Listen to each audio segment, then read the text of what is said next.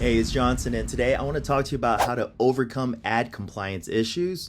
Like you see on Facebook, on Google, whenever you make that ad and then you get an issue, claims, fact checked, whatever, misuse of words, imagery, whatever it is, right? And I want to talk to you about that and how to overcome it.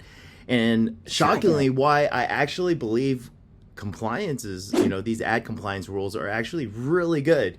And they separate copywriters from the rookies, the novice to the pros, right? And those who convert online, right? On cold traffic, things of that sort, right? Now, I know warm traffic also has their own compliance, but a little bit different, right? You could get by, they could let you through. But when it comes to cold traffic, like running on YouTube, Google, and stuff like that, Facebook, when you're running video ads, it's a lot more difficult, right? And there's certain things you can't say and you can say. I'm going to go over some of that, but I want to go through, how compliance works, right? One thing I want to throw in is that, the rules are a little bit different from Facebook to YouTube, okay? And I'll give you one distinction right now is on YouTube, you could say things like, hey, are you someone looking to fix XXX? Hey, you could target the person by saying you, but on Facebook, you're not allowed to say you, right? And that's one of the most, basic compliance rules. You would have to say things like, for anyone, people that suffer from, you might not even be able to say suffer, right? Because it's a pain, right? So, for people who experience XXX, and whatever, right? You have to word it that way. So this way people don't think that you're listening. The Facebook doesn't want people to think they're listening, but really it's just the copywriters writing pretty good, copy, and the media buyers like targeting super well to the people where the copy matches exactly how they feel, right? So, and that's one of the things, but when it comes to compliance, why is it good? Why do I think compliance is good? Well, it enhances your creativity. And you can't say anything and everything. Now you have to go into your, creative mode, hit the psyche of your audience, you trigger them in ways that doesn't really hurt their feeling, but yet is educational, and yet at the same time, it keeps their attention, right? And that's what compliance rules do for copywriters. It makes you a better copywriter. It gives you rules. When you don't have rules, you could just say anything, right? And that could get dangerous. And most of the time, it might not even work. You might get lazy. Instead of saying, hey, do you have cancer? You want to fight cancer and you want to cure it? I'll show you how without, surgery, can't say things like that. All right. So you have to learn how to express your message in a way that it's clean, that it still makes, the person feel and it resonates with them. It builds rapport. It does all of that without using hurtful words, without, making outrageous claims. And that's where your creativity comes in, okay? And that's one of the reasons, the first reason why I really think compliance is good for copywriters and media buyers.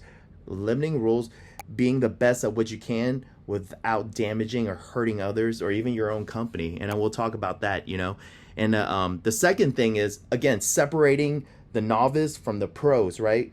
Now, you hear about warm traffic copywriters, you hear about who's good, who's not, and they're copying each other's stuff. I mean, they do a good deal of copying on cold traffic, but you don't hear much about cold traffic copywriters because these guys are peak top level copywriters that are, have to follow ultra compliant rules unless they figure out a trick to bypass these compliance, right? But they're still very, compliant in their copywriting. They're very careful, and not many people can do it. They don't have the brain power to, to get creative, to hit the psychological emotions and discover what, their audience really need to be told without hurting their feelings or without making outrageous claims. And this separation is why certain people can never write for cold traffic and why they can't get anything to convert online, because they're so used to using, outrageous claims, using straightforward, you're gonna die, or unless you fix, this issue, or making up some crazy science about how they found some magical, twig or, plant in Africa or Greece or something, right? They have to do that because they don't have the creativity, right? And it's because they don't have compliance rules. They're just gonna do whatever. It's like, it's like going to school and there's no rules. You don't have to eat properly. You don't have to use forks. You don't have to do this. You don't have to drive speed limit. You don't have to, without rules, you just become scattered and, and you really you can't hone into your craft, right? And that's the second thing. It separates the copywriters out there. Now, That's one thing you really want, to look for. So if you're someone who's trying to drive traffic, through cold traffic, on YouTube, Facebook, or whatever, you might not want to hire the copywriter that's mainly writing these "you're gonna die if you don't fix this one issue" type of copy in warm traffic, right? Because they don't know the compliance and they don't know the psychology, you know. Now they can be able to write both, but not all. So you gotta be really careful when you're hiring a copywriter, or if you're training yourself. If you're a warm traffic copywriter right now and you want to learn more about compliance rules and start writing ads, really you gotta dive into that creativity, not just giving and selling intrigue and threatening them with life or death situations. Instead, hitting them with things that don't they haven't thought of, that are more pleasant, positive, that are content that helps, right? All right. Now, another thing is, building trust, right, with your company. If you're just saying it cures cancer, or it helps you drop 30 pounds, most people aren't going to believe that, and they're going to see your brand as someone that's just a quick scam. Which most people, they're making offers, they're burning and turning. It is kind of like a quick scam, right? Sell it for a couple of months, it doesn't work, create a new offer. But not everyone wants to go that route. They want to build one, product, and they want it to last. They want to build a company. They want to have an exit. They want to do all that. And if you're creating these crazy ads, or if you're having affiliates drive traffic, pure affiliates drive traffic, where they're not part of your company and they're just going ham on the copy, just getting super aggressive, sending it to a fake landing page to bypass, that might not build the best brand for your company, right? So it just all depends, and if you're getting media buyers, copywriters, they're contracted into your own company, you're running your own internal ads that you're proud of, stay compliant, be creative, stay positive, and all of that, okay? And beyond that, the legal risk, right? Yes, you could say certain stuff, but you take the risk. So someone could sue you, right? You're claiming you lose 30, 40 pounds, you're doing this. So you got to be careful with your wording, right? It's not that you could lose it. It's I have lost. I'm just telling you my personal experience, or my, testimonials that Jill here did this and did this and did this, right? You got to really be careful and really, find the right citations, support your proofs. If, in the description of your ads, you could even put in the citations where you found to support what you're claiming, right? And that's one of the most important things that a lot of people don't do, right? They don't even put the citation. So I highly suggest that, putting in the description of your YouTube ads, or, whatever it is, and cover your butt, right? So that's another thing. And you've seen online where, like, celebrities, they've been promoting NFTs and stuff for other companies, and now they're both getting sued. So you really got to be careful, even what your affiliates or what your media, what are they saying, mailing it to your offer or whatever it is. Same thing with emails, okay? So basically that little portion, that's why I really think compliance is key, and also makes you a better copywriter. So I actually love it because it separates the copywriters. Now, why do compliance rules, I'm going to go into this other different thing. So why do compliance rules change, right? Like currently, YouTube had loosened up their compliance rules a little bit. That's why you see an uproar on everybody wanting to make YouTube. And while at the same time, Facebook compliance are so strict, right?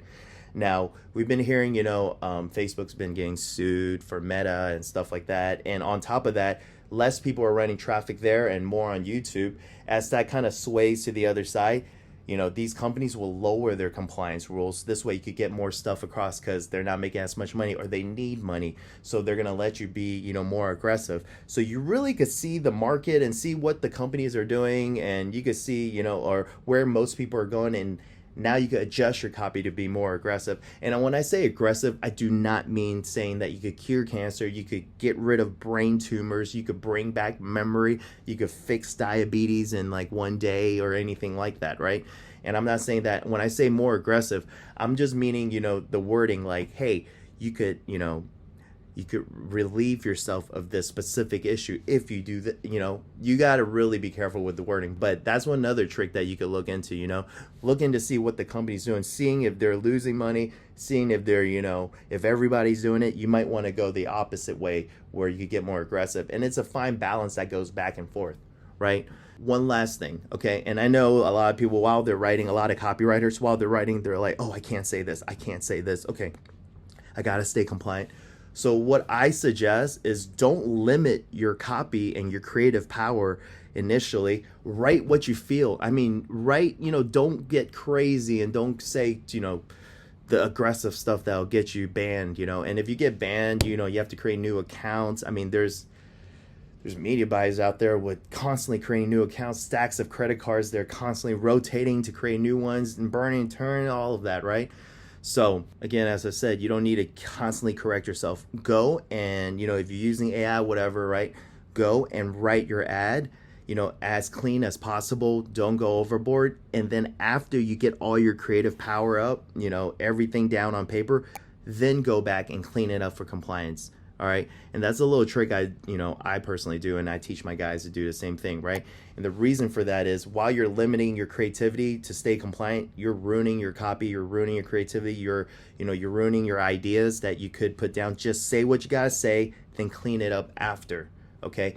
And that's what I highly suggest doing, changing the copy of each sentence, making sure that they match the compliance rules of the platform you're running. So for instance, again, for YouTube, I'm writing it pretty aggressive, and we work with other media buying agencies that are running the same, for the same company on Facebook. So what I would do is, give them my ad copy, and they could reword it for Facebook, right? And then produce that same ad. And you can see that the same ad that works on YouTube and Facebook, they look different. They have different imageries and also different wording, but it's the same ad. Most of the copy is the same except for those specific targeting words or claims. All right. So that's pretty much it. So, instead of hating compliance, instead of thinking it's a hurdle, think of it as rules that will help you become better. And also know that your competition can't write the same as you. They don't have the same creative power to overcome, to bypass compliance. They don't have to create creative ability to create these new ideas that doesn't, have to target the deep pains, that doesn't talk about, them having to die or, forcing them to a life or death situation. Don't need to do that. Okay. So cool. I hope this video really helps you when you're writing your next ad and, keeps you staying positive. Even if you're seeing a ton of compliance rules and things of that sort, just know that if you stay compliant and you're creative and you're able to write killer hooks with awesome copy that connects and that translate well, you will be able to convert. Cool. For more tips and stuff, subscribe and all of that. So check you out in the next video. Peace.